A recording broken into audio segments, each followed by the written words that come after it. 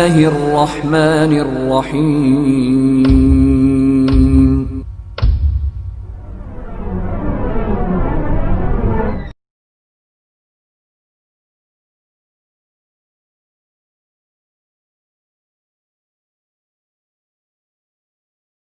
الحمد لله إن الحمد لله نحمده ونستعينه ونستغفره ونعوذ بالله من شرور أنفسنا ومن سيئات أعمالنا من يهده الله فلا مضل له ومن يضلل له فلا هادي له وأشهد أن لا إله إلا الله وحده لا شريك له وأشهد أن محمدًا عبده ورسوله أما بعد فإن خير الحديث كتاب الله وخير الهدي هدي محمد صلى الله عليه وسلم وشر الأمور محدثاتها وكل محدثة بدعة وكل بدعة ضلالة وكل ضلالة في النار.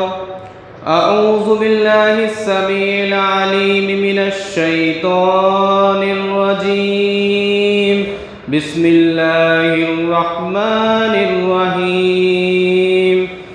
يا أيها الذين آمنوا اتقوا الله حق تقاته ولا تموتن إلا وأنتم مسلمون. يا أيها الناس اتقوا ربكم الذي خلقكم من نفس واحدة وخلق منها زوجها وبث منهما رجالا كثيرا ونساء واتقوا الله الذي تساءلون به والأرحام إن الله كان عليكم رقيبا. يا أيها الذين آمنوا اتقوا الله وقولوا قولا سديدا يصلح لكم أعمالكم ويغفر لكم ذنوبكم ومن يطع الله ورسوله فقد فاز فوزا عظيما. وقال الله تبارك وتعالى في موضع آخر وآتاكم من كل ما سألتموه وإن تعدوا نعمة الله لا تحصوها إن الإنسان لظلوم كفار. رب اشرح لي صدري ويسر لي أمري واحلل عقدة من لساني يفقهوا قولي. رب زدني علما رب زدني علما رب زدنی علما. محترم و مکرم سامعین اکرام، سب سے پہلے اللہ تبارک و تعالیٰ کی حمد و ثنا بیان ہو، اس کی تعریف و توصیف ہو جو ہمارا خالق و مالک ہے. انگنت و بے شمار درود و سلام کا تحفہ ہو تمام انبیاء کرام پر، بالخصوص آخری نبی احمد مصطفیٰ رسول عربی جناب محمد رسول اللہ صلی اللہ علیہ وسلم پر، وہ ذات مقدسہ مطہرہ کہ رب العزت نے جنہیں رحمت کائنات بنا کر بھیجا اور جن کے ذریعے سے اسلام جیسی عظیم نعمت ہم تک پہنچی، صلی اللہ علیہ وسلم. محترم حضرات، آج کے اس خطبہ جمعہ کے موقع پر اللہ رب العزت کی توفیق سے جو عنوان آپ کی خدمت میں لے کر حاضر ہوا ہوں، وہ عنوان ہے انسان کی نا ختم ہونے والی بھوک. بھائی تعالیٰ سے دعا کرتا ہوں مجھے حق بات کہنے اور ہم سب کو اس پر عمل کرنے کی توفیق عطا فرمائے، آمین. محترم حضرات، انسان کے ساتھ نا ختم ہونے والی بھوک جڑی ہوئی ہے اور اللہ رب العالمین کا انعام ہے کہ ان میں سے ہر قسم کی بھوک کا جو ہماری ضرورت ہے اللہ تبارک و تعالیٰ نے پورا انتظام فرمایا ہے. اور اسی مناسبت سے قرآن کریم کی اس آیت کو اپنے سامنے رکھیں. ابھی جو خطبہ مسنونہ کے بعد میں نے تلاوت کی ہے سورہ ابراہیم آیت نمبر 34، جس میں اللہ تعالیٰ فرماتا ہے، اس آیت سے پہلے اصل میں اللہ تبارک و تعالیٰ نے اپنی کچھ نعمتوں کا ذکر فرمایا ہے، جیسے زمین و آسمان، سورج، چاند، دن کی روشنی، رات کا اندھیرا آرام کے لیے، اسی طرح سواریوں کا نظام، یہ چند مثالیں پیش کرنے کے بعد اللہ تعالیٰ فرماتا ہے وَآتَاكُم مِّن كُلِّ مَا سَأَلْتُمُوهُ، ہم نے وہ سب کچھ تمہیں دیا ہے، ہم نے وہ سب کچھ تمہیں عطا کیا ہے جو تم نے ہم سے مانگا ہے۔ مانگنے کی بات تو الگ ہے، بلکہ اس سے زیادہ ہم نے تم کو عطا کیا ہے۔ وَإِن تَعُدُّوا نِعْمَتَ اللَّهِ لَا تُحْصُوهَا، اگر تم ان نعمتوں کو گننا چاہو، اگر تم ان نعمتوں کو شمار کرنا چاہو تو نہیں گن سکتے۔ إِنَّ الْإِنسَانَ لَظَلُومٌ كَفَّارٌ، بے شک انسان بڑا ظالم اور ناشکرا ہے۔ کیوں؟ اللہ تعالیٰ نے جو حقوق بتائے ہیں، جو جس کی چیز کی مناسب جگہ ہے، انسان اپنے رب کی نعمتوں کو استعمال کرنے کے باوجود انسان اس کو اس کا حق نہیں دیتا۔ ظلم کا مطلب یہ ہے جو جس کی جگہ پر نہیں ہے اس کو وہاں پر رکھ دینا۔ اسی لیے قرآن نے شرک کو سب سے بڑا ظلم قرار دیا ہے، ان الشرک لظلم عظیم، بے شک شرک سب سے بڑا ظلم ہے، اس لیے کہ اللہ کا حق ہے کہ اسی کی عبادت کی جائے، لیکن کوئی انسان اس رب کے حق کو ہٹا کر کسی اور کو دے دے تو یہ ظلم ہے اور شرک ہے۔ انسان ناشکرا بھی ہے، اس کو خوب نعمتیں ملتی ہیں، لیکن ان نعمتوں کے باوجود انسان اپنے رب کا شکر گزار نہیں بنتا۔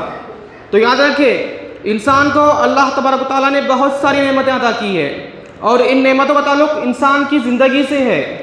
اور میں نے جو لفظ شروع میں کہا ہے انسان کے ساتھ نا ختم والی بھوک جڑی ہوئی ہے، اس تعلق سے ایک بات یہ بھی یاد رکھیں، انسان کو جب بھوک لگتی ہے اس کے دو پہلو ہیں، ایک اس کی بھوک کو، اس کی ضرورت کو جائز طریقے سے پورا کیا جائے، حلال طریقے سے پورا کیا جائے، یہ جائز ہے۔ اس کا دوسرا پہلو یہ ہے اپنی بھوک کو مٹانے کے لیے، اپنی ضرورت کو پورا کرنے کے لیے انسان ناجائز حرام طریقے پر چلا جائے۔ تو آئیے انشاءاللہ میں آپ حضرات کے سامنے مختصر طور پر 3 قسم کی بھوک کا تذکرہ کروں گا۔ سب سے پہلی بھوک ہے پیٹ کی بھوک، جو ہم آپ اچھی طرح جانتے ہیں، انسان کا پیٹ بھرنا۔ اللہ نے پیٹ بھی بنایا اور اس کو بھرنے کا نظام اپنے ذمہ لیا ہے، اسی لیے قرآن میں اللہ فرماتا ہے وَمَا مِن دَابَّةٍ فِي الْأَرْضِ إِلَّا عَلَى اللَّهِ رِزْقُهَا، زمین میں جتنی بھی مخلوق ہیں چاہے وہ کسی بھی قسم کی ہو، جن کو رزق کی ضرورت ہو، اللہ ان سب کو رزق دے رہا ہے۔ دور جاہلیت میں اسلام آنے سے پہلے لوگ 2 وجہ سے اپنے بچوں کو قتل کر دیتے تھے۔ ایک بیٹی کی پیدائش کی وجہ سے، ان کے پاس شرم کی وجہ تھی میں بیٹی کا باپ ہوں، ان کو زندہ دفن کر دیتے تھے، لیکن اسلام نے بیٹی کو عزت بخشی، اس کو ایسا مقام دیا۔ پیارے نبی جناب محمد رسول اللہ صلی اللہ علیہ وسلم نے فرمایا جو بیٹی کی پرورش کرے، تعلیم و تربیت کا انتظام کرے، اس کے نکاح کا انتظام کرے، قیامت کے دن میں اور وہ اس طرح ہوں گے، یعنی 2 مجھے ملا کر بتایا میں اور وہ اس طرح ہوں گے۔ دوسری وجہ بچوں کو کھلانا پڑے گا، اس ڈر سے بچوں کو قتل کر دیتے تھے۔ قرآن نے کتنی اچھی بات کہی لا تقتلوا اولادکم، لوگوں اپنے بچوں کو بھوک کے ڈر سے قتل مت کرو، وہ تمہارا کام نہیں ہے، وہ تمہاری حیثیت نہیں ہے کہ تم ان کو کھلاؤ پلاؤ، ہم ان کو بھی روزے دیتے ہیں، تم کو بھی روزے دیتے ہیں۔ یاد رکھو ان کا قتل کر دینا بہت بڑا گناہ ہے، بہت بڑا جرم ہے، یعنی ایک بے گناہ انسان جس نے کوئی غلطی نہیں کی، بڑا ہو کر غلطی کرتا الگ بات تھی، آپ نے اس کو اس جگہ پہنچنے سے پہلے قتل کر دیا۔ یاد رکھو رزق کی ذمہ داری اللہ نے اپنے اوپر لے رکھی ہے، اور اللہ نے رزق کے راستے بہت سے کھولے ہیں۔ انسان اپنی بھوک کسی بھی طرح ملا سکتا ہے، لیکن ہمارے رب کی منشا یہ ہے اپنی بھوک کو، اپنی ضرورت کو جائز طریقے سے پورا کیا جائے، اس لیے کہ انسان جو کھاتا ہے اس کی زندگی پر اس کا اثر پڑتا ہے۔ اسی طرح انسان کو عبادت سے پہلے اپنے رزق کی فکر کرنا ہے، اس لیے کہ اللہ کا اصول یہی ہے۔ صحیح مسلم کی مشہور روایت ہے، راوی حدیث حضرت ابو ہریرہ رضی اللہ تعالیٰ عنہ، آپ صلی اللہ علیہ وسلم نے فرمایا اللہ پاک ہے اور پاک چیز کو قبول کرتا ہے، یعنی حلال اور پاکیزہ چیز کو اللہ قبول کرتا ہے۔ آگے آپ نے فرمایا اللہ نے تمام مومنوں کو اسی بات کا حکم دیا جس بات کا حکم اللہ نے رسولوں کو دیا، یا ایھا الرسول کلوا من طیبات واعملوا الصالحات، اے رسولوں، یعنی حضرت آدم علیہ السلام سے لے کر حضرت محمد صلی اللہ علیہ وسلم تک جتنی بھی پیغمبر، جتنے بھی رسول آئے، ان سب کو اللہ کا حکم کیا تھا؟ اے رسولوں پہلے حلال روزی کھاؤ پھر نیک عمل کرو۔ اب ذرا سوچئے رسول سے بڑھ کر نیکی کسی اور کی ہو سکتی ہے؟ جتنی بلند درجے کی نیکی، جتنی اچھی نیکی ایک رسول کے ذریعے ہو سکتی ہے، وہ عام انسان کے پاس وہ نیکیاں نہیں ہوں گی، لیکن ان سے بھی اللہ نے کیا فرمایا؟ پہلے حلال روزی کھاؤ پھر نیک عمل کرو۔ تو پتہ چلا جب تک حلال روزی نہیں ہے انسان کا عمل قابل قبول نہیں ہے، چاہے وہ نبی ہی کیوں نہ ہو۔ اور اسی بات کا حکم اللہ نے مومنوں کو بھی دیا، یا ایھا الذین آمنوا اتقوا اللہ کلوا من طیبات ما رزقناکم واشکروا للہ ان کنتم ایاہ تعبدون، اے ایمان والو حلال روزی کھاؤ، اور اللہ کا شکر ادا کرو اگر حقیقت میں تم اس کی عبادت کرنے والے ہو۔ تو پتہ چلا جب تک حلال روزی نہیں ہے انسان کا عمل قابل قبول نہیں ہوگا۔ ان دونوں آیات کو ذکر کرنے کے بعد پیارے نبی جناب محمد رسول اللہ صلی اللہ علیہ وسلم نے ایک آدمی کی مثال بیان کی جو اکثر ہم لوگ سنتے ہیں۔ ایک آدمی حالت سفر میں ہے، جس کے کپڑے میلے کچیلے ہیں، بال پراگندہ ہے، مسافر کی دعا اللہ فوراً قبول کرتا ہے، لیکن پریشان مسافر دعا کر رہا ہے، اے اللہ میری دعا کو سن لے۔ اس کی دعا کیسے قبول ہوگی جس کا کھانا حرام، جس کا پہننا حرام، جس کا پینا حرام؟ تو یاد رکھیں جب تک انسان کو حلال روزی نہیں ملے گی انسان کا عمل قابل قبول نہیں ہوگا۔ تو کمانے والا ذات یاد رکھیں آپ کے ماتحت آپ کے بیوی بچے آپ کے وہ رشتہ دار جو آپ کی کمائی سے کھاتے ہیں آپ کی ذمہ داری ہے ان کو حلال روزی کھلائیں۔ اگر حلال روزی نہیں کھلائیں گے اللہ کی آپ کی پکڑ ہوگی۔ محترم حضرات، قرآن کریم میں اللہ تبارک و تعالیٰ نے کچھ کام ایسے بتائے ہیں جن پر ایمان کی شرط لگائی ہے۔ اگر حقیقت میں تم مومن ہو یہ کام کرو یہ کام نہ کرو۔ اللہ نے سورہ بقرہ کی آیت نمبر 278 میں فرمایا، یا ایھا الذین آمنوا اتقوا اللہ وذروا ما بقی من الربا ان کنتم مؤمنین۔ اے ایمان والو اللہ سے ڈرو اور سودی کام چھوڑ دو۔ یعنی اللہ تبارک تعالیٰ نے ایمان کی شرط کے ساتھ ذکر کیا ہے اگر حقیقت میں تم مومن ہو تو سودی کام چھوڑ دو۔ فَإِن لَمْ تَفْعَلُوا اگر نہیں چھوڑتے فَإِن لَمْ تَفْعَلُوا فَأَذْنُوا بِحَرْبٍ مِّنَ اللَّهِ وَرَسُولِهِ آؤ اللہ اور اس کے رسول سے جنگ کرنے کے تیار ہو جاؤ۔ کون ہے وہ؟ کس کی اتنی ہمت ہے جو اللہ اور اس کے رسول سے جنگ کرنے کے تیار ہو جائے؟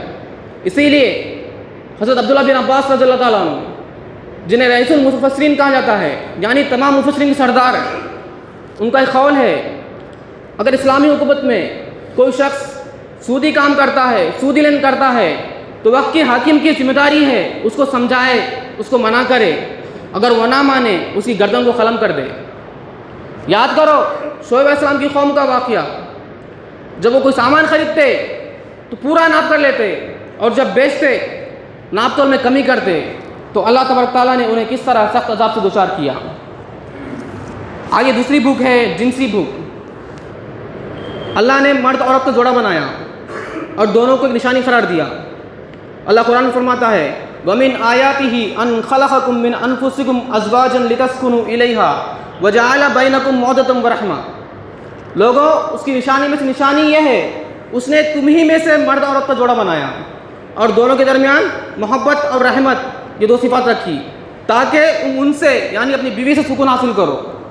اسی لیے مفسرین نے یہ بات کہی ہے عورت کو فکر کرنی چاہیے اپنے مرد کو خوش رکھنے کی کوشش کرے، لیکن اس کا مطلب یہ نہیں ہے مرد یہ نہ سمجھ لے میں باہر کچھ بھی کروں، عورت کی ذمہ داری ہے مجھ کو خوش رکھے، غلط ہے۔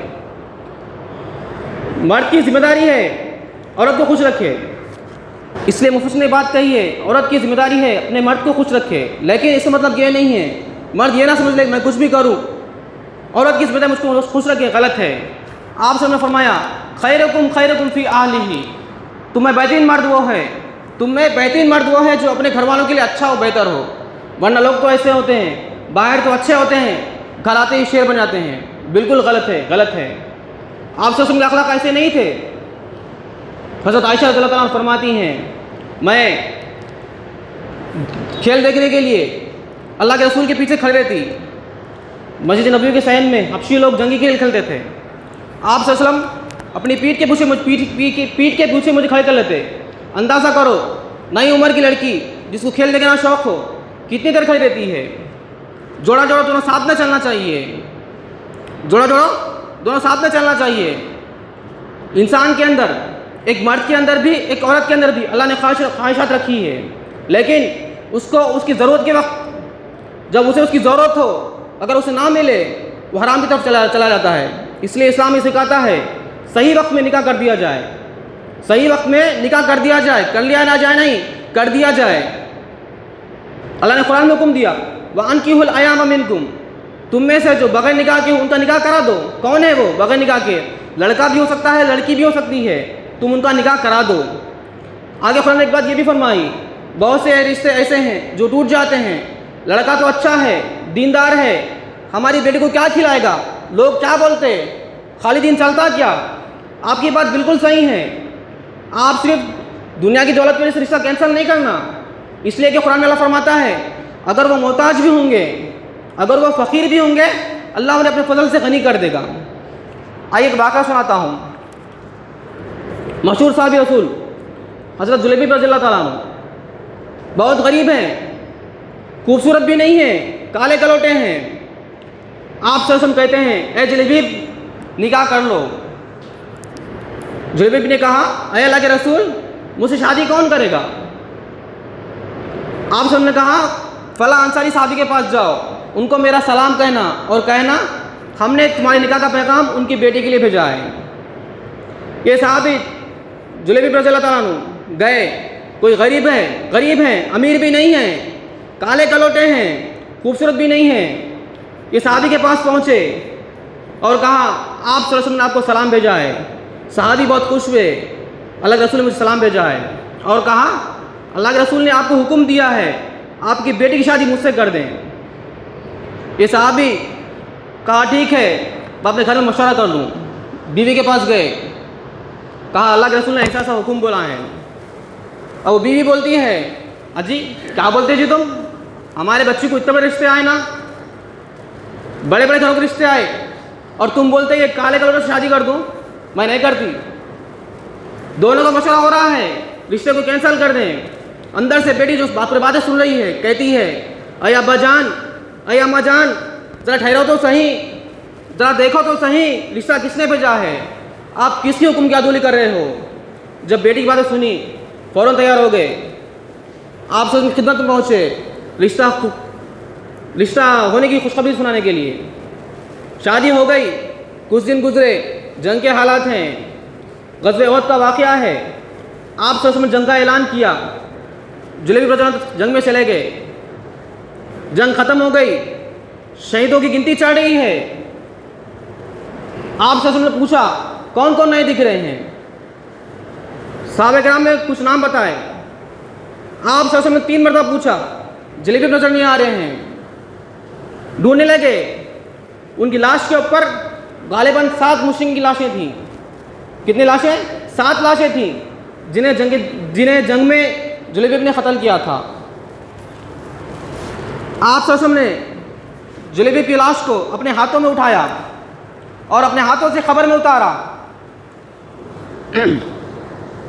اور اس کے بعد جو اصل بات میں کہتا ہوں، حضرت انس رضی اللہ تعالیٰ عنہ جو اس حدیث کے راوی ہیں کہتے ہیں میں نے آپ کی بیوہ سے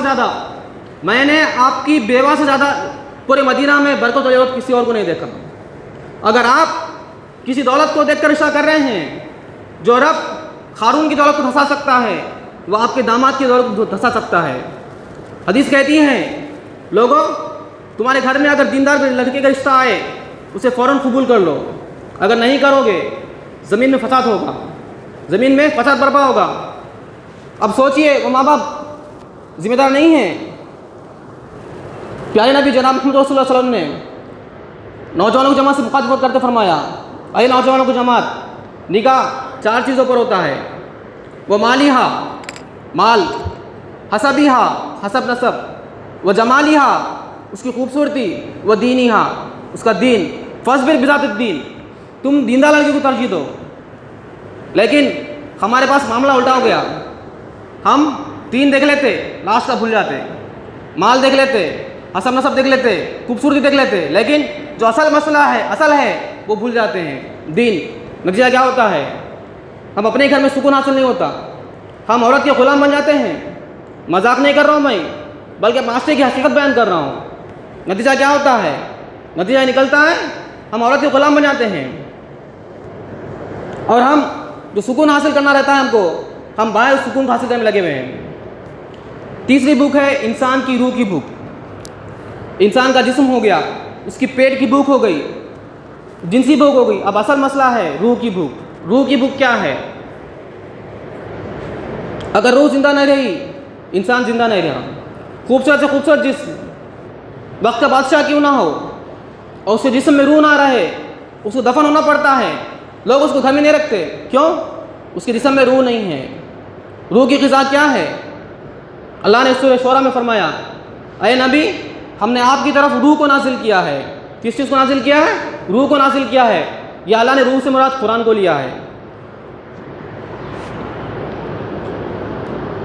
انسان کے جسم میں جب روح نہ رہے انسان کا جسم بیکار ہے، اسی طرح انسان کے جسم میں انسان کے پاس جب قرآن نہ رہے وہ اس کی زندگی بیکار ہے۔ اور آگے اللہ نے فرمایا اے نبی ہم نے آپ کی طرف روح کو نازل کیا ہے، اور اس کے نازل ہونے سے پہلے آپ کو نہ ایمان معلوم تھا نہ کتاب معلوم تھی، لیکن ہم نے آپ کو قرآن دے کر بھیجا تاکہ تم ہدایت پاؤ، لوگوں کو ہدایت دو۔ لیکن ہمارا معاملہ بھی عجیب ہے، ہم قرآن کو پڑھتے ہی نہیں۔ جمعہ کا موقع ہے، سورہ کہف پڑھنا چاہیے، رات میں سوتے ٹائم پہ سورہ بقرہ پڑھنا چاہیے، لیکن مجبور ہیں پڑھتے ہی نہیں۔ نتیجہ کیا نکلتا ہے؟ ہمارے پاس سکون والی چیز نہیں ہے، ہم بے سکون ہیں۔ آج معاشرے میں بہت سی بیماریاں جنم لیتی ہیں، ہم بہت پریشان ہیں، لیکن جو اصل مسئلہ ہے ہم نے اس کو اپنایا ہی نہیں، قرآن کو پڑھتے ہی نہیں۔ ایک کلاس میں ایک ٹیچر بچوں کو بولتا ہے کہ بچوں کالج میں لائبریری کھولی ہے، آپ اپنے گھر میں جو کتابیں نہیں پڑھتے ہیں وہ لا کر جمع کرائیں۔ استاد اپنے بچوں کو کہتا ہے اپنے اسکول میں لائبریری کھولی ہے، آپ کے گھر میں جو کتابیں ہیں جو گھر میں نہیں پڑھتے وہ لے کر آئیں۔ بچے بولتے ٹھیک ہے۔ دوسرے دن بچے آتے ہیں، فرسٹ بچے کو جاتا ہے استاد، اس کے پاس قرآن شریف ہے۔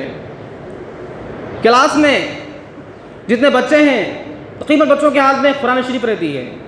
استاد پریشان ہو جاتا ہے، یہ آج ہمارا حال ہے، ہم قرآن کو پڑھتے ہی نہیں۔ صحابہ کرام کو قرآن سے بہت محبت تھی۔ آپ دیکھیے سیرت کی کتابیں پڑھیے، آپ کو مشہور واقعے بہت واقعے ملیں گے۔ ایک واقعہ یاد سناتا ہوں میں آپ کو، جنگ کے حالات ہیں۔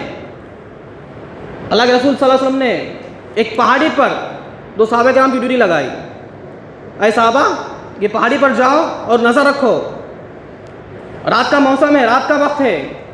صحابہ کرام اوپر پہاڑی پر جاتے ہیں،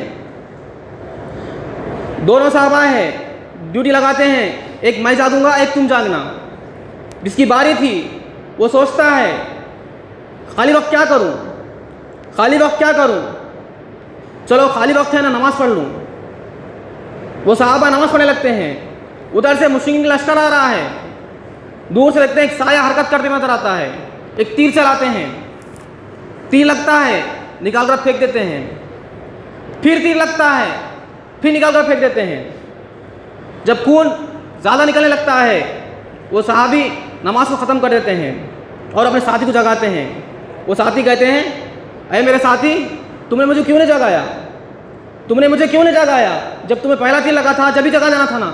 وہ صحابی کہتے ہیں میں نماز پڑھ رہا تھا، نماز میں سورہ کہف پڑھ رہا تھا، مجھے بہت مزہ آ رہا تھا، مجھے بہت مزہ آ رہا تھا، اس لیے میں نماز کو نہیں توڑا، لیکن یہ سوچ کر کے کہیں میں آپ صلی اللہ علیہ وسلم کے حکم کی عدولی نہ کر لوں، نماز کو ختم کر دیا۔ قرآن سے تبھی محبت ہو سکتی ہے جب ہم قرآن کو سمجھیں اور پڑھیں۔ آخر میں اللہ تعالیٰ سے دعا کرتا ہوں ہمیں کہنے سنے سادہ عمل کرنے کی توفیق عطا فرمائیں، جو پریشان حال ہے ان کی پریشانی کو دور فرمائیں، ہمیں حلال روزی کمانے والا بنائیں۔ آمین۔ واقع دعوانا ان الحمد للہ۔